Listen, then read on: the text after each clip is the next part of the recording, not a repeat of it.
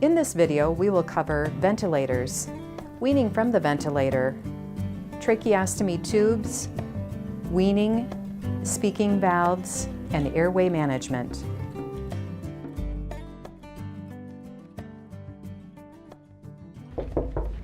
Hi Betty, how are you doing today?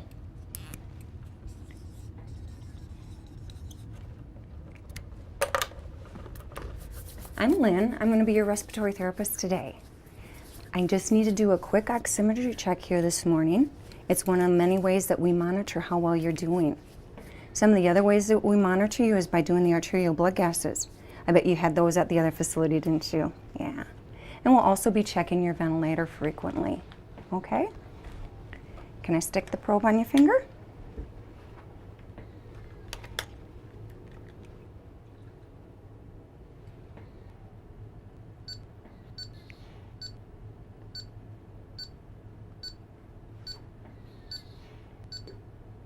Okay, Betty, that oximetry looks great.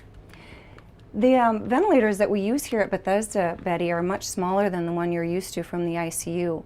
But let me assure you, it is fully capable of doing everything the ICU ventilator was able to do, but a little bit more, because we can actually unplug your ventilator and attach a portable oxygen system to it and take you down to physical and occupational therapy. We want you to make great strides here at Bethesda, and part of that is the effort that you put in. You need to do as much for yourself as you can, and we're going to help you with that through the physical and occupational therapy programs. We'll have you getting out of bed and strolling you down there to do your therapies. Physical and occupational therapy is not the only place you're going to have to work hard. The respiratory therapists are going to work hard with you to get you off the ventilator. It's going to take a lot of effort on your part, but it's well worth it.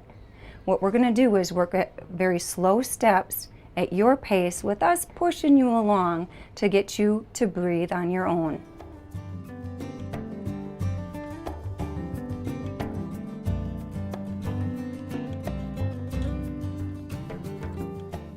Betty, when you arrived here at Bethesda, your ventilator was set at assist control. What that means is the ventilator, every time you need a breath, it's giving you the full breath. Eventually we're going to start weaning you, and when we do that, we're going to start drawing back on the amount of breaths the ventilator is giving you, or making you work a little bit for each of the breaths. One of the modes that we use to do that is called pressure support. So instead of the ventilator giving you each one of the breaths as you need it, the ventilator will still have the air flowing, and you'll draw that breath in on your own. When we do this, we start off on very short periods of time and increase it as you tolerate it. We'll give you rest breaks in between the weaning times so that your body can regenerate its muscles and be ready for the next time of weaning.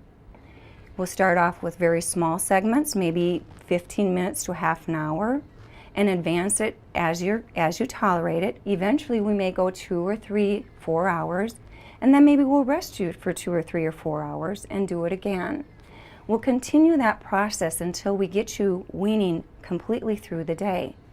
We'll continue to put you on the assist control at night so that you get a good rest and your muscles have the time and energy to rebuild themselves so we can continue in the morning. This process is, again, really slow and tedious, but every step is a major step, and you have to stay with it, and you have to stay positive because it's a lot of work on your part, but it's well worth it in the end.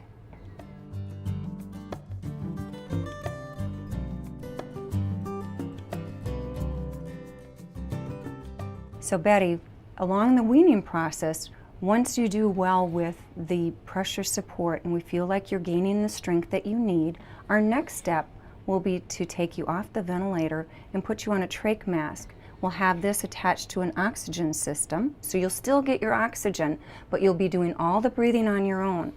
Again, this is a very slow process and you have to be patient with yourself. So you need to bear with and don't get frustrated with yourself because it does take time. But eventually we'll work those muscles so they get strong enough so that you can breathe on your own. Okay?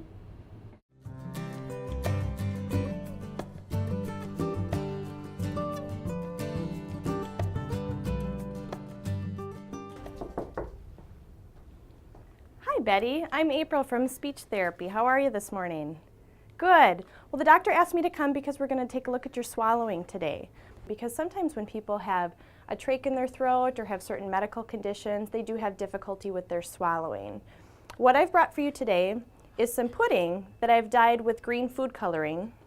And the reason we do that is I'm going to feed it to you, and then afterwards we're going to suction the trach and make sure that we don't see any of this green, because that should all be in your belly and not in your airway. The risk of things like food and liquid going into your airway, which is called aspiration, would be that you could get an aspiration pneumonia, which is dangerous. So the reason that we're doing this, I'm going to help you with my diagram here. As you can see, we as humans eat and breathe out of the same hole in our body. Here you'll see your airway, which has a trach in it, and right behind it you'll see your esophagus, which goes down into your belly or into your stomach.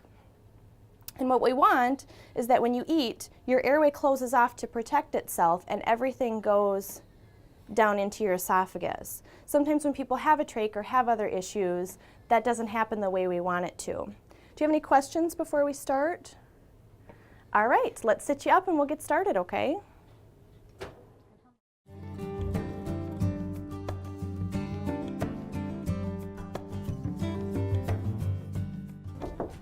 Hey Lynn, how was your day? Great. How you doing? Outstanding. Good. Betty, I'd like you to meet John. He's going to be your respiratory therapist today. Great, thank you. Have a great afternoon.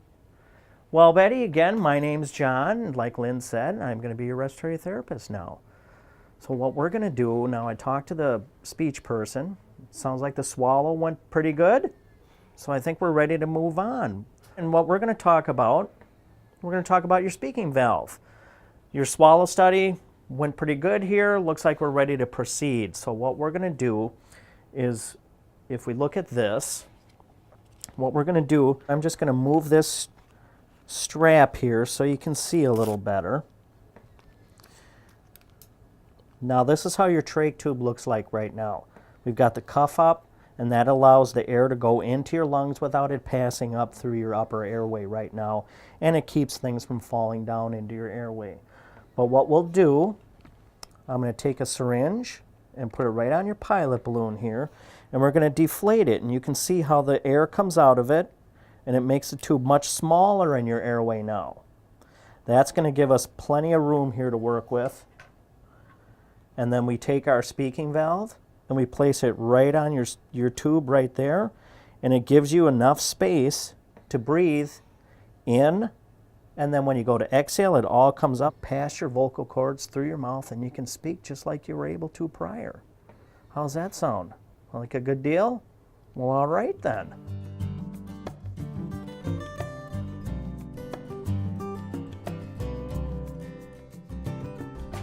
Now, Betty, what I want to do now is kind of take an opportunity just to talk to you about your trach tube.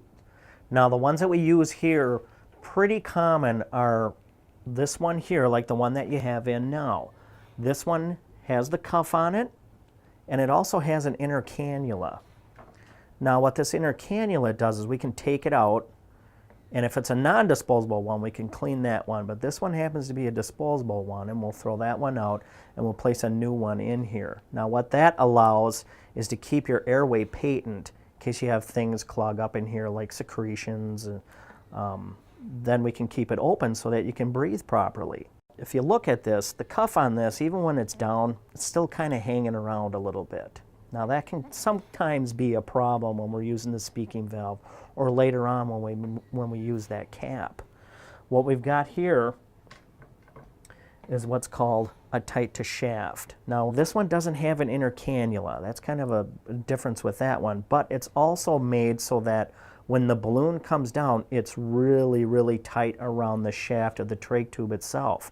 This is really nice. It allows you more space for breathing when we're using that speaking valve, and then also when we move later on towards the capping on it. It really does give you that nice ability to use all of your airway at that point without a lot of that cuff still hanging up in there and kind of catching some things. Now, usually what we'll do, you'll come in with a trach tube that was placed in your airway, usually one that they kind of fit it purposefully to fit properly in your airway in the acute care short-term sites. But what we'll wind up doing here is we'll downsize it. So you're going to hear that word downsizing, and we're going to put in a smaller trach. You're going to hear that quite a bit because what we'll do is we'll kind of shrink the size of that trach down. Typically, people will come in with a number 8. You'll hear that, and then we'll move to a 6, sometimes down to a 4, but sometimes we'll go from a 6 to like a 6 bavona, and that's that one with that tight to shaft cuff on there, so that one really has a low profile in your airway. But that, again, as you get stronger, we really want to make sure that we're using all of that airway that we can, so we kind of want to make it smaller and smaller. Gets a little easier for you to swallow, and it makes it a lot easier for you to use the speaking valve and the cap later on. So how's that sound to you? Sound good?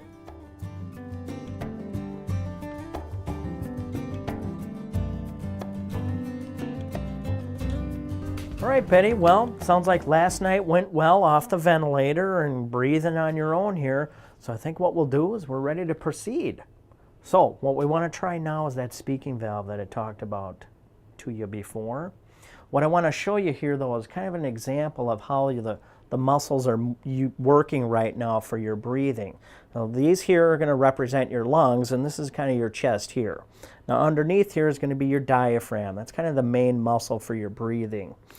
And when you take a breath in, you contract that muscle, that diaphragm, and what it does is it pulls air into your lungs, just like that.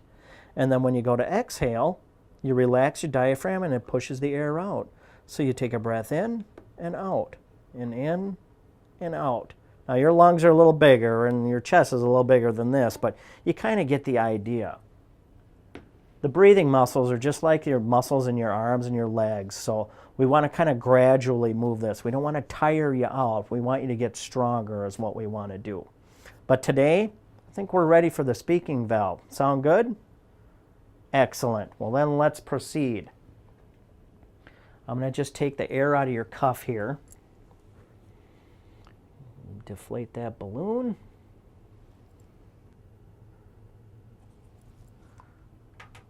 And now we'll put that speaking valve on.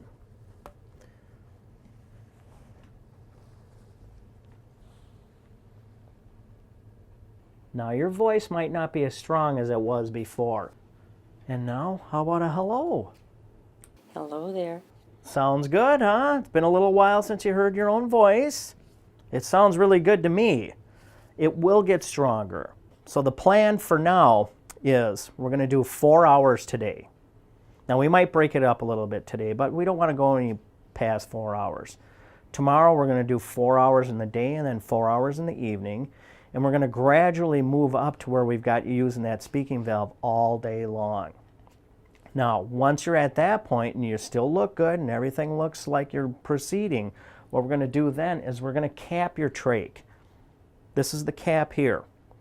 This is going to completely occlude the outside of that trach for you.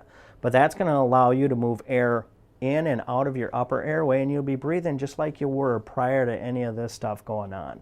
So that's kind of the next step. But right now we're going to stay with that speaking valve and let you get stronger, and then once you're ready, we'll move forward. Sound like a plan? Sure. All right, we'll go from there then.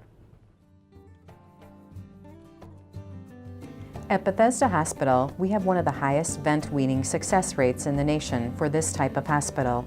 Keep in mind, patients who come to Bethesda have already had difficulty with weaning. If we are unable to wean a patient entirely, we often find success by weaning patients from the ventilator during daytime hours while they continue to use the ventilator at night. Our care team will work closely with you for equipment, training, and ongoing care. At Bethesda Hospital, we make every effort to help you eliminate or minimize the need for a ventilator or tracheostomy tube. Thank you.